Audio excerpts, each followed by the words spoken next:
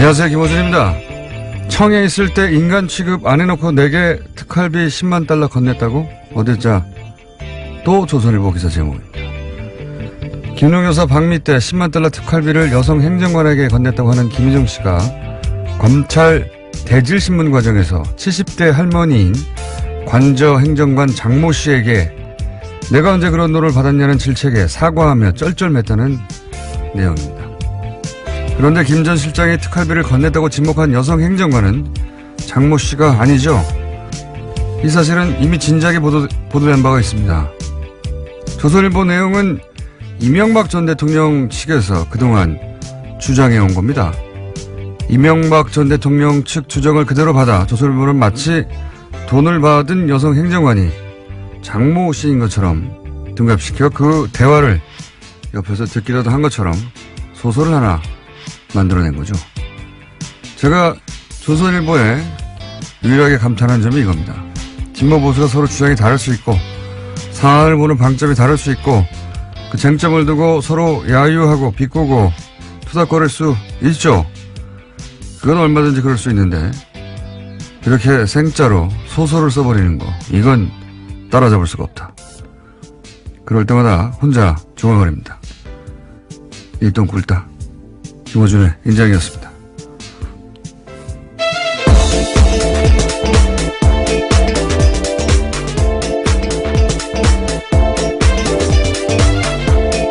시사인의 김은지입니다. 내가 모르고 한 게 나는 아니라고 보거든요. 조선일보가. 예, 아침부터 변 이야기를. 이 장모 씨가 아니라는 거는 이미 진작에 기자들이 여기저기 장모 씨가 아니라는 사실 자체가 큰 내용이 아니기 때문에 한두 줄씩 이렇게 나오고 지나갔는데 예. 이 70대 할머니 이제 밥을 해준 할머니죠. 예, 오랫동안 그분한테 돈을 건넨 것처럼 해서 그 대화 내용이 아주 생생해요. 막 옆에서 듣기라도 한 것처럼 녹취를 들었을 리가 있습니까? 예, 참네. 네, 그래서 김희중 전 비서관이 어제 JTBC와 인터뷰를 했는데 그에 대해서 분노했다라면서 자신의 신뢰성을 깎으려고 하는 거다라면서 아예 틀린 보도라고 반박했습니다. 그건 김희중 씨가 그렇게 반박하지 않더라도 진작부터 장모 씨, 왜냐면 여성 행정관이 몇 명 등장, 2명인가 3명 등장했었거든요. 2명이었던가요? 근데 이제 이 장모 씨라는 분도 소환이 됐어요. 네, 예? 그렇죠. 예. 딱 하나 그거 사실이다라고 예. 인정하고 있습니다. 소환이 됐다는 사실만 가지고 돈을 받은 사람으로 바꿔버린 거예요. 돈을 받은 사람으로 지목한 여성 행정관은 따로 있는데 그리고 그 둘이 다른 사람이라는 것도 이미 보도된 바 있는데 그런데 이제 둔갑을 시킨 거죠. 네, 김희중 비서관이 아니고 전 실장인데요. 이에 대해서는 이런 형태가 그렇죠. 저쪽의 대표적인 그릇이다라고 이야기하고 있습니다. 수법인 거죠, 사실은. 예, 예. 이명박 전 대통령 쪽을 지칭하는 것으로 보이는데. 자, 그런 일이 있었어요. 조용조용히 할 일을 하고 있던 조선일보. 근데 이제 이렇게 되면 돈을 건넸다는 10만 달러를 건넸다는 사실 자체가 흔들리는 거죠. 만약 이걸 사실로 믿는 사람들이 있다면 돈을 건넨 게 아니었구나. 이렇게. 그걸 노리는 거겠죠. 예. 그걸 이명박 전 대통령 측에서는 노릴 수 있어요. 이게 이렇게 된 거야라고. 근데 그걸 고스란히 받아가지고 소설도 하나 써주지 않습니까? 이거 언론이 이렇게 하면 안 되죠. 사실 아닌 줄 알면서. 다음 뉴스는요? 아니죠. 첫 번째 뉴스네요. 네. 첫 번째 뉴스로 하도록 하겠습니다. 네. 예. 이명박 정부에서 청와대 공직기강 비서관을 지냈던 장성명 씨에 대한 구속영장이 기각됐습니다. 장 전 비서관은 2011년 민간인 불법 사찰 사건을 무마하기 위해서 장진수 전 주무관에게 국정원 특수활동비를 전달한 의혹을 받고 있습니다. 어제 서울중앙지법 광부영 영장전담 판사가 밝힌 기각사유는 다음과 같은데요. 주요 혐의에 대한 소명 정도, 피의자의 지위 및 역할, 증거인멸 가능성이 뚜렷하게 드러나지 않은 점, 직업과 주거가 일정한 점 등을 종합하면 구속의 사유와 필요성이 인정되기 어렵다라는 겁니다. 지금 방금 문자가 왔는데 김은지 기자 생얼을 확인해달라고. 아. 지금 보니까 뭐라 그러죠? 로션 바른 것 같아요. 로션. 그죠? 네. 아침마다 서로 까칠한 얼굴을 보는 사이에 갑자기 왜 이러시는 겁니까? 제가 한 번도 그런 생각을 안 했는데 문자가 가져왔는데 네. 또 왔네요. 그분한테서. 예. 적당한 정도의 커버가 있는 것 같습니다. 네, 잘 됐어요. 예, 서로의. 예. 저는 로션도 바르지 않습니다. 예, 이야기하지 않는 걸로. 자, 여기서 이정열 판사님, 민일이로 잠깐 연결할까요? 아직 연결이 안 됐네요. 예. 자동, 우리 제작진이 또 이거 자동인데 말이죠. 기각됐으면 자동 연결해둬야 되는데 아직 연결을 안 해줬어요. 홍구형을 내줘야 되겠네요. 자, 잠시 후에 이정열 판사님 연결되는 대로 왜 기각됐을까? 짧게라도 들어봐야 되잖아요. 예. 기각될 만해서 기각됐는지 아니면 이게 좀 이상하다고 생각하시는지. 바로 또 연결했네요. 참. 전화 거는 속도는 빠릅니다. 여보세요? 여보세요? 안녕하십니까, 판사님? 연결된 겁니까? 네. 공장장님. 네. 안녕하십니까. 지금, 네, 장성명, 청와대 이제 비서관이죠? 예. 쭉 네. 연결되는 돈의 흐름에서 한 고리에 있는 분인데, 근데, 왜 이분만 기각이 된 거죠? 다른 분들은 구속이 되는데? 일단 영장 청구를 기각한 사유를 보면 조금 네. 전에 김은지 기자께서도 말씀하셨었는데, 이 가담 정도와 지위를 또 문제를 삼았어요. 예. 그러니까 지금 이 사람이 받고 있던 혐의가 이미 횡령된 돈을 이제 전달을 했다는 일종의 운반체액이잖아요. 그렇죠. 그러니까 뭐 횡령을 한 것도 아니고 받은 것도 아니고 그 횡령하는데 공모를 한 것도 아니고 그냥 운반만 했을 뿐이다. 그래서 지금 혐의도 작물 운반입니다. 혐의가 죄명이. 그래서 네. 작물 운반 정도는 가담 정도나 지위에 비추어서 별게 아니지 않느냐. 그 상관은 이미 구속됐으니, 네. 예, 그 밑에서 이제 그 작물을 뭐 들고 배달한 정도는 구속까지 할 거 뭐 있냐 이겁니까? 네, 그렇죠. 그런 것 같아요. 그렇게 읽히기는. 예. 예, 근데 이제 문제는 이 돈이 어디에 쓰였냐가 상당히 양형에 영향을 미치기 때문에 예. 그 부분을 살펴봐야 되는데 뭐 아시다시피 이 돈이 민간인 사찰하는데 입마금하려고 쓰여진 돈 아닙니까? 그렇죠. 그러니까 결국은 이거는 돈을 횡령해서 작물을 운반했냐가 본질이 아니고 무엇을 하기 위한 돈이었는가 이게 본질이기 때문에 결국 민간인 사찰로 귀결되는 문제거든요. 예. 그러면 결국은 다시 돌아가서 예전에 이 서울중앙지법 영장전담 판사들이 해왔던 일관된 이 자세가 다시 또 보이는 거죠. 민간인 불법 사찰은 별게 아니다라고 하는 그 논리에 서 있는 것 같아요. 계속 기각돼 왔잖아요. 이 불법 사찰 관련해가지고. 그래서 지난주에도 계속 얘기가 나왔습니다. 판사 블랙리스트 뭐 이런 것도 나오는데 뭐 판사도 블랙리스트 짜는 마당에 뭐 민간인 사찰한 게 뭐가 문제냐라는 이런 사고 아닌가 싶어서 상당히 걱정스럽고 우려스러운 일이죠. 이 정도 사안에 거기 단순히 뭐 돈을 전달했을 뿐인데 네. 이 정도 그거 대단한 건 아니잖아. 이런 인식이 있다는 말씀이신 거죠? 그렇죠. 예.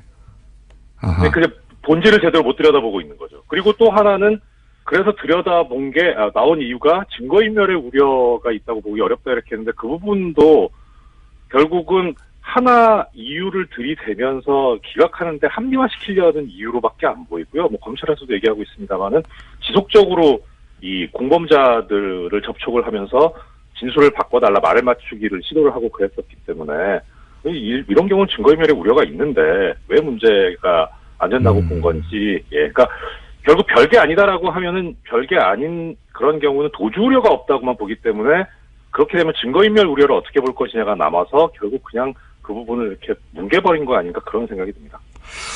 알겠습니다. 문제점이 그런 게 거기 있군요. 예. 오늘은 짧게 여기까지만 하겠습니다. 네.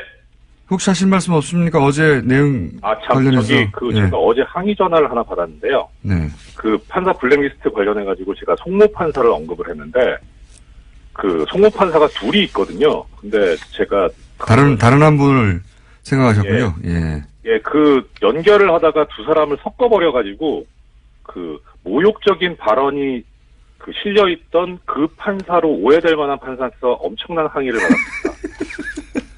근데 그 친구도 이렇게 뭐 이렇게 또 그런 건 아니에요. 판사님. 어제 확인한 거는 현직 판사들도 열심히 듣고 있는 훌륭한 뉴스 공장이다. 네, 지인들과의 관계는 알아서 해결하시고요. 네, 알겠습니다. 말씀 감사합니다. 예, 고맙습니다. 네, 이정철 전 판사였습니다. 네, 관련해서 검찰이 입장을 냈는데 방금 받았는데요. 조금 말씀을 드리면 검찰 수사 과정에서 해외에 있던 유충렬에게 카카오톡 전화로 수차례 은밀하게 연락해서 증거인멸하려고 했다라는 정황이 충분히 발견됐다라고 합니다. 그렇기 때문에 검찰 입장에서는 굉장히 이번 기각이 부당하다라고 이야기하고 있습니다. 사실은 이거는 특활비라고 하는 돈의 흐름 혹은 그 불법성도 중요하지만 그렇게 해서 덮으려고 했던 민간인 사찰 사건은 그러면 그때 당시 제대로 조사됐는가? 또 한 갈래의 목표 지점도 있을 수 있거든요. 근데 이제 이런 식으로 중간에 끊어버리면 그게 안 되는 거죠? 네, 또 수사가 진행되는 중에 계속 증거를 인멸하기 위해서 진술을 맞추고 돈 준 사실에 대해서 허위 진술해달라라고 이야기한 카카오톡도 나왔다라고 합니다. 그렇군요. 다시 재청구하겠군요. 자, 다음 순요. 예, 또 다른 영장 소식인데요. 검찰이 국내 댓글 사건도 계속해서 수사 중이라고 합니다. 박근혜 정부 시절에 국방부가 대선 개입 진술을 은폐한 혐의를 두고요. 당시 국방부 수사본부 부본부장이었던 권모 예비역 중령에 대해서 구속영장이 발부됐습니다. 어젯밤 서울중앙지법 권순호 영장전담 부장판사가 밝힌 영장 발부 사유는 다음과 같습니다. 주요 혐의가 소명되고 증거인멸의 염려가 있다라는 겁니다. 이건 말이죠. 계속 지금까지 얘기해왔지만 국방부가 자체 수사하는 것에 대해서 한계가 있다. 이거 다시 수사해야 된다고 말씀드린 연장선상에서 다시 한번 언급할 만한 뉴스인데 당시 국방부가 자체 조사한 거거든요. 당시 네, 자체 조사했을 때는 지금 구속된 권모 전 중령인가요? 예. 네, 부본부장이었습니다. 네. 당시에요.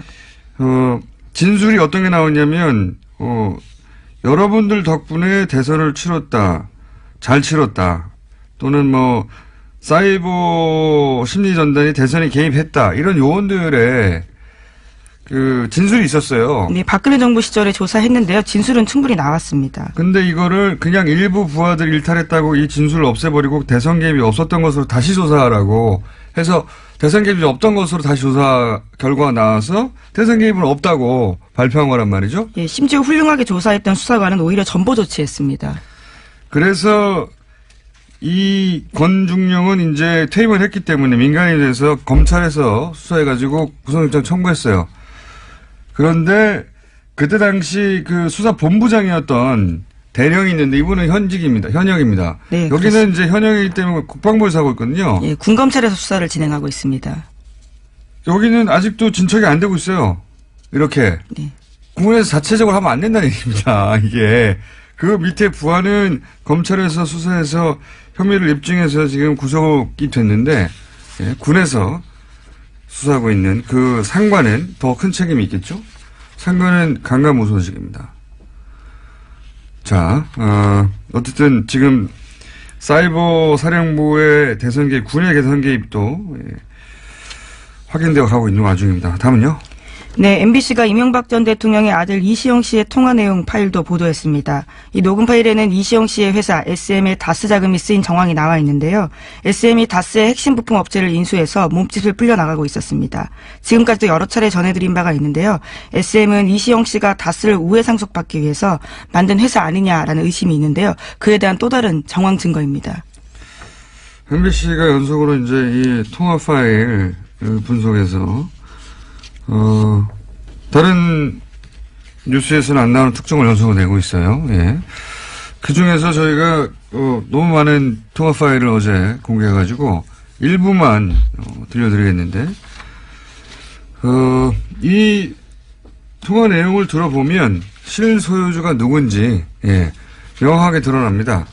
방금 지금 김원지 기자가 얘기했던 거는, 주식이 하나도 없는 이시영 씨가 이명박 대통령의 아들이 다스의 자산을 자기가 최대 주주로 있는 회사에 갖다 썼다. 예, 그렇죠. 그러니까 다스 입장에서 보자면 배임을 한 거죠. 근데 다스는 그냥 두거든요.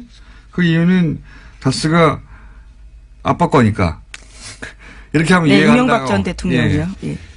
이렇게 이해하면 이해 간다고 하는 한 2주 전쯤에 뉴스 브리핑 해설이 있었는데, 고산이 이제 녹취로 나온 겁니다. 네, 당사자들, 그러니까 친인척들 사이에서 목소리가 나온 겁니다.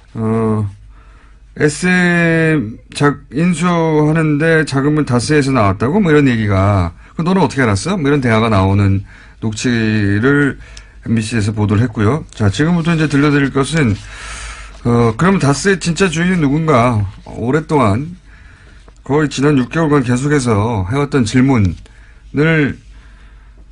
답을 얻을 수 있는, 예, 자기들끼리 또 대화입니다. 예, 첫 번째 하나 들어보시겠습니다. 시영이는 저렇게 나가지. 이쪽에서는 나를 없애고 싶지.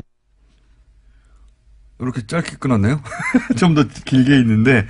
예, 지금 이동영 씨 목소리죠. 네. 예. 이동영 씨는 이제, 다스의 명부상 회장, 이상은 씨 아들입니다. 근데. 네, 또 당시 총괄 부사장이기도 했습니다. 넘버 2였어요. 그 직책상으로 회사에서 보자면. 그런데, 시영이는 저렇게 나가지. 그쪽에서 나를 없애고 싶지. 이게 무슨 말이냐면, 최대 주주의 회장 아들인데, 그리고 총괄 부사장인데, 이시영 씨가 이명박 전 대통령의 아들이 자기를 없애버리려고 한다는 거예요. 예. 회사의 실권을 지기 위해서 자기가 지금 위기에 처했다라는 이야기로 보이는데요. 자, 다음 또 녹취를 들어보시겠습니다. 이상이 총괄 부사장으로 있는데 나를 강등 시켜가지고 뭐 정호영 밑에서 이제 아산으로 보내려는 생각을 했던 것 같아 다들. 요것도 이제 통화 내용인데 여기서 이제 형은 이동영 씨 자신을 의미합니다. 통화 상대가 이동영 씨를 형으로 불렀던 사람이라고 이제 유추할 수 있는 거죠. 그러니까 총괄 부사장으로 있는데 강등을 시켜가지고 아산 공장이 있거든요. 그걸로 이제 좌천시켜버리는 생각을 하는 것 같다고, 통화 상대한테 얘기를 하는 거예요. 그러니까 최대주주 회장의 아들인데 최대주주 회장님의 아들을 누군가가 인사해서 강등을 막 시켜가지고 지방 공장으로 보내버리겠다. 네, 우려가 실제가 됐습니다. 이후에 총괄 부사장에서 그냥 부사장 됐고요. 또 아산 공장 갔습니다. 그러니까요. 이게 이제 최대 주주의 아들인데 이럴 수가 있겠는가. 예. 말이 안 된다. 이걸 드러내는 거고요. 자, 다음도 하나 더 보시겠습니다. 타격을 줘야 회장님도 순수하게 말 들을까 싶어서 그런 분위기가 엮여진 거야. 자, 그 뒤에 더 중요한 오디오가 있는데 이걸 또 우리 제작진이 안 땄네요. 홍군형을 또 내줘야 되겠네요. 한 줄 더 있는데 일단 이건 뭐냐면 이동영 씨가 또 하는 말입니다. 자기한테 타격을 줘야 이상은 회장도 순순히 말을 들을 것 같아서 이 얘기는 이제 주수익이 하나도 없는 사촌 동생이 최대 주주 아들인 나한테 타격을 줘야 어쨌든 명부상 회장님도 아들을 괴롭히면 뭘 좀 말을 듣지 않겠냐.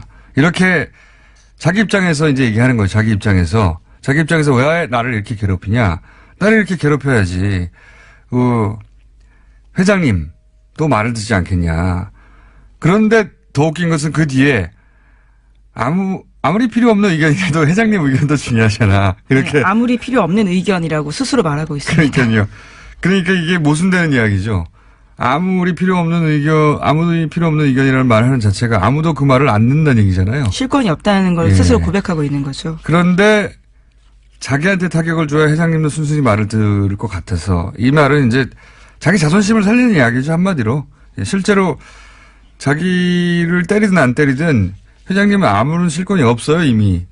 근데 이제 자존심상 나를 이렇게 때려야지. 예. 자기가 무능하거나 다른 이유가 아니라 나를 이렇게 때려야지 저쪽에서 원하는 대로 할 수 있으니까 나를 이렇게 때리는 거지. 내가 그렇게 힘이 세고 영향력이 있다는 얘기를 상대방한테 이제 과시하는 거죠. 예. 왜냐하면 실제로는 영향력이 없으니까요. 회사 내에서. 그런 대화가 오가는 거예요. 맥락을 좀 이해해야지 요 문장들이 이어가는데, 최대주주 회장이면 아무리 필요 없는 의견이라고 말할 수가 없잖아요. 그러면서 회장님 의견도 중요하잖아가 아니라 회장님 의견만 중요하죠. 원래 진짜 주인이면. 자, 그런 실소유주가 아닌 정황들을 이제 자기들 대화끼리 이렇게 드러내는 겁니다. 자, 이 정도면 사실 다수 실소유주 일반인들이 이해하는 수준에서는 다 나왔거든요. 네, 그렇죠. 최고 결정자들 그리고 친인척들끼리 하는 이야기입니다. 네, 내밀하게 하는 얘기거든요. 다 나온 거예요. 검찰이 이걸 어떻게 이제 입증해내는지만 남았는데 의심의 여지 없이 현재 이상은 회장은 실권이 없다. 이동영 씨도 실권이 없고 그렇기 때문에 이명박 전 대통령의 아들 이시영 씨한테 쫓겨나고 불만을 가지고 이런 게 조금씩 드러난 거죠. 언제 이명박 전 대통령이 피의자로 여기 소환될지, 피의자로 전환됐다는 얘기는 어제 보도가 나온 것 같아요. 그죠? 네. 피의자 전환 보도는 제가 명확하게 보지 못했는데요. 다시 한번 확인해보고 말씀드리겠습니다. 피의자로 전환이 된 걸로 저는 알고 있어요. 내가 어디서 들었죠? 뉴스보다 빨리 들은 것 같기도 하고 뉴스를 본 것 같기도 하고. 자, 한두 가지 정도 더 짚고 넘어갈 수 있을 것 같습니다. 예, 다스 관련된 소식이 좀 더 있어서요. 말씀드리면요. 검찰이 2008년 BBK 특검 수사에서 드러나지 않았던 다스의 추가 비자금 조성 단서를 잡고 수사 중이라고 합니다. 오늘 아침 한겨레 신문이 보도했는데요. 서울 동부지검에서 꾸려진 다스 수사팀이 2007년 12월 이후에도 다스에서 비자금이 추가로 조성된 단서를 찾아서 수사를 확대하고 있다고 합니다. 요 뉴스는 단신인데 중요한 것이 이렇게 되면은 이제 여러 사람들이 걱정했던 공소시효 문제가 해결되는 겁니다. 예. 2008년 이후로도 비자금을 계속 조성하고 있었다면 그 이전에 조성된 사건을 수사하는 것으로서 공소시효가 간당간당 했었잖아요. 근데 쭉 이어져 있었으면 사실은 공소시효 문제가 없기 때문에 2월 말, 2월 중순, 2월 초 이런 거 걱정 안 하셔도 되는 그런 뉴스입니다. 네, 조세 포탈 공소시효는 이미 만료가 됐다라고 하는데요. 이렇게 되면 더 늘어나게 되는 거죠. 그러니까요. 왜냐하면 쭉 이어진 행위 중에 중간이기 때문에 요게 확인이 되면 공소시효 문제는 없어지는 것이다. 자, 다른 뉴스는 네, 블랙리스트 관련된 소식 빼놓을 수가 없어서요. 말씀을 좀 드리겠습니다. 다스 뉴스 엄청 많네요. 그 뒤에도. 네. 예. 다스 하긴 요즘 지상파 뉴스들 중에 다스 뉴스가 안 나오는 데가 없어요. 예. 네, 계속해서 압수수색을 하고 있다고 하고요. 또 가장 중요한 사람으로 꼽히는 김재정 씨의 부인이 지금 현재 검찰 조사를 받았다라고 합니다. 아, 이 뉴스 중요한 뉴스입니다. 예. 이게 뭐냐면은 이제 김재정 씨가 이상은 회장 전에는 최대 주주였습니다. 예, 그렇죠. 사망했죠. 그래서 상속세 납부하는 과정에서 지금 플란다스 얘기가 탄생한 거죠. 그런데 검찰은 뭘 잡았냐면 그 권모 씨죠. 지금 남아있는 미망인, 예, 권모 씨, 김재정 씨의 부인 권모 씨가 상속세, 권모 씨가 어쨌든 당시 최대 주주가 승계하는 거였으니까요. 근데 지분을 물려받는 과정에서 상속세를 탈루했다고 네, 혐의를 지금 두고 혐의를 잡은 있습니다. 겁니다. 이게 왜 중요하냐면 당신이 이제 그 남편이 최대 주주였고 당신이 그걸 상속받는 거였는데 회사의 다스죠. 매출 규모를 줄여가지고 세금을 줄였지 이렇게 압박하는 겁니다. 그러면 권 씨 입장에서는 자기 혐의를 벗기 위해서 아니에요. 나는 몰라요. 자신이 실질적인 소유주가 아니다라는 얘기를 할 수밖에 없는 상황입니다. 그런 말을 하지 않으면 이 혐의에서 벗어날 수가 없는 거예요. 그리고 그게 아니라 맞아요. 내가 줄였어야 하면 이명박 전 대통령은 빠져나가겠지만 자기는 감옥에 가는 거예요. 그런 딜레마가 있으니 이명박 전 대통령 대신에 그 혐의를 뒤집어 쓰고 싶지 않으면 맞습니다. 우리는 차명 소유주입니다. 라는 말을 해야 하는 압박에 딱 걸린 거죠. 검찰이 아주 핀포인트로 수사를 잘하고 있다. 네. 아, 오늘 많이 했네요. 네, 사법부 블랙리스트 관련된 소식만 하나 좀 전해드리고 알겠습니다. 싶은데요. 예, 임종원 전 법원행정처 차장 굉장히 핵심 인물로 꼽힙니다. 이 인물이 우병우 전 민정수석과 재직 때 수십 차례 통화한 사실이 보도됐는데요. 그러니까 원세훈 재판 외에도 다른 사건에서도 청와대와 법원행정처가 유착한 게 아니냐라는 의혹에 대해서 한겨레 신문이 오늘 아침 보도했습니다. 이분이 유일하게 컴퓨터 제출을 거부한 분이죠. 네. 근데 여기서 바로 이제 우병우 전 수석과 통화가 이루어졌고, 예. 그리고 우병우 수석과 통화 이후 청와대가 불편해하며 뭐 질책하며 혹은 청와대 눈치를 보면서 이제 법원이 그 판결을 맞춰간 게 아닌가 하는 정황, 그리고 의심되는 정황들이 있는데 요거 외에도 원세훈 재판에만 그 원세훈 재판은 사실은 명백하게 문건이 나온 거죠. 문건이 나온 예. 것인데 그것만 그랬겠냐? 그것만 그랬을 리가 있나요, 사실은? 네, 우 전 수석이 넥슨 땅 샀다라는 걸로 수사받을 때 수차례 전화 통화를 했다라고 하고요. 당시가 법원에서 영장 발부할 때라고 합니다. 그렇군요. 예. 많은 우리가 이거 왜 재판이 이렇게 됐지? 이렇게 생각하는 재판들의 수많은 개입이 있을 수도 있겠다 싶은 그런 생각이 듭니다. 예, 두 사람은 개인적 친분은 전혀 없다라고 알려졌기 때문에요. 왜 통화했는지 대해서 계속해서 묻는데 답을 하지 않고 있다고 합니다. 전화하다가 친해졌을 수도 있죠. 개인적으로. 개인적 친분이 없다고 단정하지 마십시오. 예, 그렇게 알려졌다라고 합니다. 예, 직접 물어보지 그 못해서요. 이전은 모르는 사이였으나 이후로 굉장히 친해졌다 이렇게 말할 수도 있는 건데 약간 그건 중요한 게 아니고 통화를 많이 했다. 예. 그리고 원세훈 재판은 문건이 나와서 알게 됐는데 그거 하나만 있겠느냐. 저는 절대 그럴 리가 없다고 생각합니다. 본인들이 그러니까 청와대가 관심 있는 재판에 대해서 한 번에서 통했는데 왜 안 합니까?